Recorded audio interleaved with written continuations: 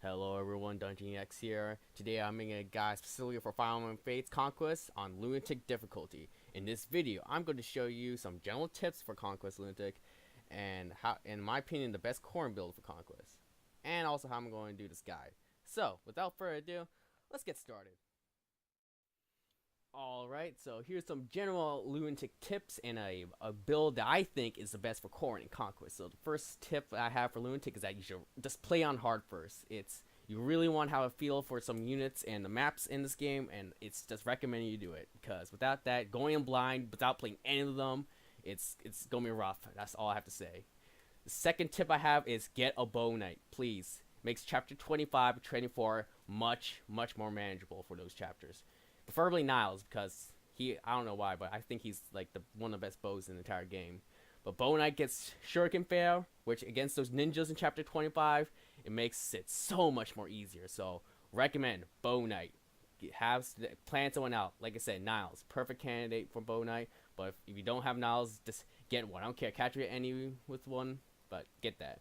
Third, conserve utility stats such as freeze, entrap, rescue, silence, or enfeeble. Mainly rescue, because you need that for the last chapter of the game, or because it's pretty tough and cheesing it can only be doable with the rescue staff.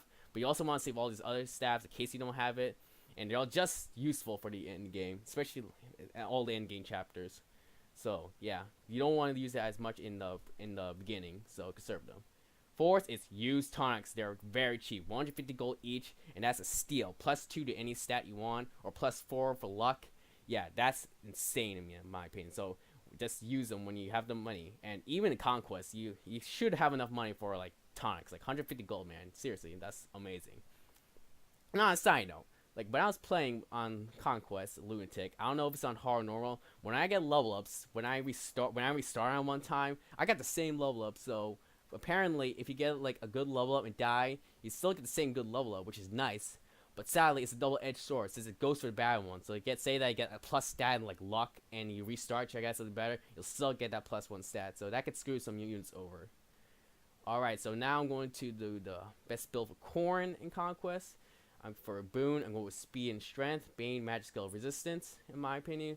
Strength and speed, since you're really just going to be using the Yato during the entire time. So I always opted for strength, actually. So that's that.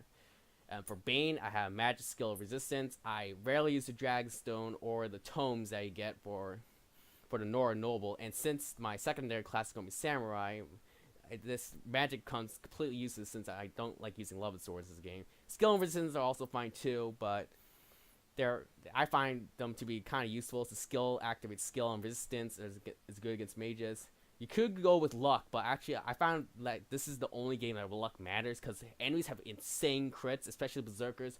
+20 to crit, it's insane. And lastly, like I said, secondary class is Samurai.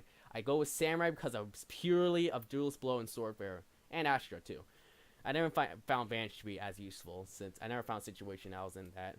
But this really is just for chapter 25, because if you fight Ryoma in chapter 25, and Duelist Blow is a savior to make that chapter manageable. You could go with like Cavalier and go with a spear, but I found Samurai to be good because he uses a Yato in that class, and a Swordfarer was +5 when using sword. That's awesome.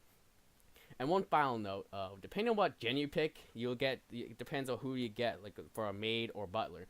Male Corn gets Felicia, and female Corn gets Jago.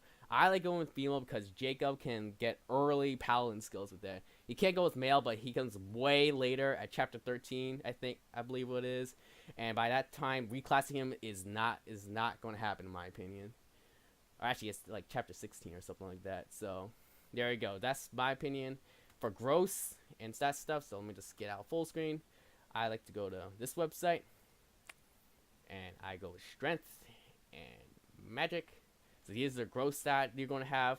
And if you're going to do a different coin like I do, I recommend going to site Final Fates Calculator to search it up. I'll have a link in the description. And these are going to be all goes for all the units, but I'm not going to be showing their gross on this page, since I'm going to show something like this, where I show all the pros and cons of some of their classes, like Lisa over here, and all the growth rates. But since Corn is so versatile, that I'm just going to go with this, and just go to this website, since it's really since he or she is just so versatile. You could go with anyone. You could go with samurai. You could go with fighter. Heck, you could go with like a mage if you want to, if you're crazy enough.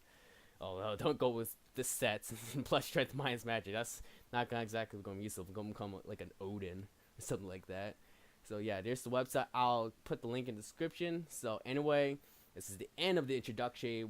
Next time I see you, I'll be going to chapter 1 and 2 since chapter 1's easy. So I might as well go straight into chapter 2. Thank you, and I'll be back pretty soon.